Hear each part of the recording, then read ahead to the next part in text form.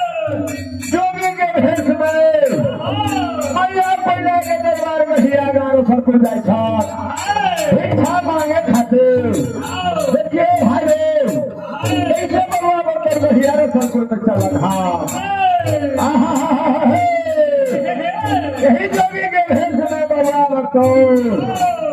माई पैदा के दरबार में गहियारे सरको जाए भिक्षा मांगे खातिर जाओ पैदा मांग बोलिया यही जोगी के भेष में चल रहा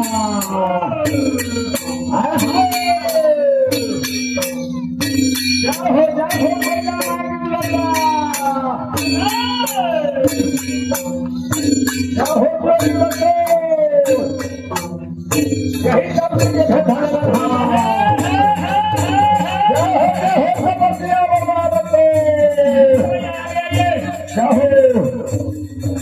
पूजवा दे गाजा